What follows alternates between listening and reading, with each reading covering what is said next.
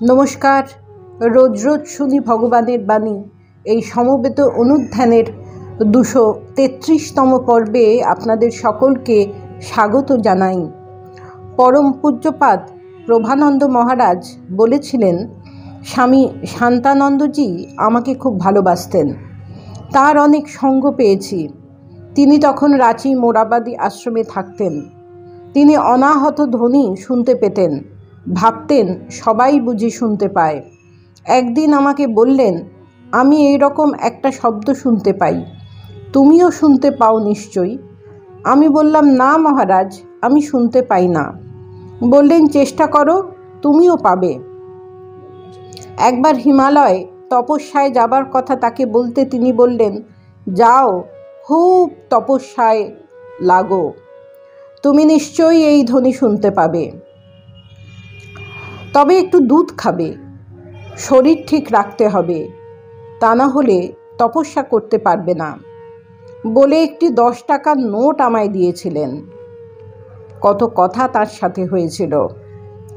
পরবর্তীকালে জ্যোতিষ্বরানন্দজির সাথেও অনেক তত্ত্বকথা আলোচনা হয়। তিনিও খুব ভালোবাসতেন। তার ব্যক্তিগত জীবনের অনেক অভিজ্ঞতা ও ঘটনার কথা তিনি আমায় বলেছিলেন। সাধু জীবনের জন্যে অত্যন্ত গুরুত্বপূর্ণ অনেক কথাও আমাকে বলেছিলেন। অনেক রাত পর্যন্ত আলোচনার পর হাতে একটি চকোলেট দিলেন আর ঘরে বসিয়ে খাওয়ালেন। তার সাথে যেসব কথা হয় তা আমার ব্যক্তিগত জীবনের মূলধন হয়ে রয়েছে। তখন খুব সাধু দর্শন করে বেড়াতাম। অনেক পুরনো সাধু দর্শন করার সুযোগ হয়েছিল। শ্রী শ্রী মায়ের শিষ্য ডাচ স্বামী অতুলানন্দজির সঙ্গে দেখা করতে গিয়েছিলাম। তার সাধু জীবন খুবই বৈরাগ্যব্যঞ্জক। আমি তখন নরেন্দ্রপুরে ব্রহ্মচারী। একটা অফিসিয়াল কাজে আমাকে বেলুড় মঠে পাঠানো হয়। একটা চিঠি তৎকালীন জেনারেল সেক্রেটারি স্বামী বীরেশ্বরানন্দজি মহারাজের হাতে দিয়ে আসতে হবে।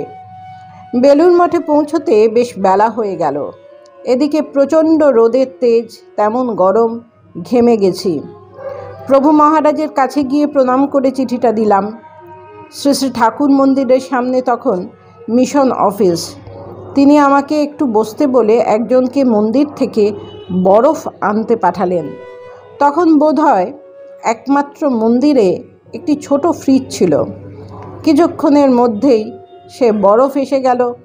দেখলাম মহারাজ নিজেই কুঁজো থেকে জল ও আরও কী সব বার করে 2টি গ্লাসে ঢালাঢালি করছেন। এরপর আমাকে ডেকে 1 গ্লাস জল এগিয়ে দিয়ে বললেন, খুব ঘেমে গেছো, এই শরবতটুকু খেয়ে নাও। আমি তো অবাক, খুবই অপ্রস্তুত হয়ে পড়লাম। কোথায় রামকৃষ্ণ সংঘের জেনারেল সেক্রেটারি, আর আমি 2 দিনের ব্রহ্মচারী? এমন মানুষ ছিলেন তিনি। পরবর্তীকালে তিনি অনেক জায়গায় আমাকে সঙ্গে নিয়ে গিয়েছিলেন। একবার বোধহয় চেন্নাইয়ে তার সঙ্গে গেছি। কোনো একটা অনুষ্ঠান ছিল, তিনি বক্তৃতা দিলেন। সেখানের এক সাধু প্রভু মহারাজের কাছে এসে বক্তৃতার কপি চাইলে তিনি বললেন, আমার কাছে তো কোনো কপি নেই। আমাকে ডাকলেন, বললেন, বরুণ, এরা কপি চাইছে, আমার কাছে কোনো কপি নেই। তুমি তো শুনেছ, একটা কাগজে একটু লিখে দাও তো। আমি লিখে মহারাজকে দেখতে দিলাম। তিনি দেখে বললেন, তুমি কি নোট করেছিলে নাকি? আমি বললাম, না মহারাজ, যেটুকু মনে আছে তাই লিখেছি। তিনি দেখে বড়ই সন্তুষ্ট হয়েছিলেন। এরকম ঘটনা আরও বেশ কয়েকবার হয়েছে। সংঘের অধ্যক্ষ হবার পরও তার কঠোর জীবন বড়ই প্রেরণাপ্রদ। স্বামী শঙ্করানন্দজিকে তখন সবাই ভীষণ ভয় পেতেন। আমার কিন্তু কোনো ভয় হতো না। তিনিও আমাকে খুব ভালোবাসতেন। যখন ট্রেনিং সেন্টারে আছি, আমি প্রত্যহ তার ঘরে গিয়ে কাগজ পড়ে শোনাতাম আর তার সাথে কত গল্প করতাম। এই ছিল আমার কাজ। আমাকে কোনো ক্লাস করতে হতো না, কিন্তু পরীক্ষা দিতে হতো। রেজাল্টও খারাপ হতো না। একবার কাজে ছুটি নিয়ে হিমালয়ে আলমোড়া আশ্রমে গিয়ে বেশ কিছুদিন ছিলাম। শ্যামলাতাল আশ্রমেও একবার বেশ কিছুদিন ছিলাম। একটু বেশি সাধন ভজনের ইচ্ছা। বইয়ে পড়েছি শ্রী শ্রী মা নাকি দিনে 1 লক্ষ জপ করতেন। হিসাব করে বোঝা যাচ্ছে না তা বাস্তবিক সম্ভব কি না। তবে মা যখন বলেছেন তা মিথ্যা হতে পারে না। তাই ঠিক করলাম 1 লক্ষ করে জপ করা যায় কি না দেখতে হবে। আমার দীক্ষা স্বামী শঙ্করানন্দজির কাছে। তিনি তার শিষ্যদের কাউকে জপের মালা দেননি, কর গুণেই জপ করতে বলেছিলেন। আমিও করেই জপ করি। সংখ্যা রাখবার সুবিধার জন্যে কতকগুলি পাথরের টুকরো নিয়ে বসতাম।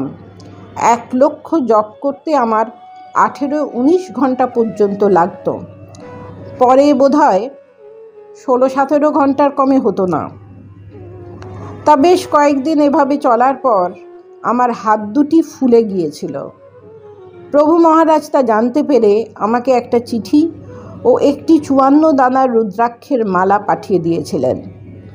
বলেছিলেন, স্বামী শঙ্করানন্দজি মালা না দিলেও আমি তোমায় বলছি, এই মালায় সংখ্যা রেখে জপ করো।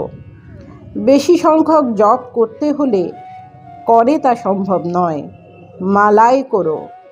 সেই থেকে আমার মালা জপ। অমূল্য এই স্মৃতিকণাসমূহ, ব্যাখ্যা নিষ্প্রয়োজন, এ কেবল মনন আর ধ্যানের বস্তু। নমস্কার। প্রাণারাম প্রাণারাম প্রাণারাম প্রাণারাম প্রাণারাম প্রাণারাম।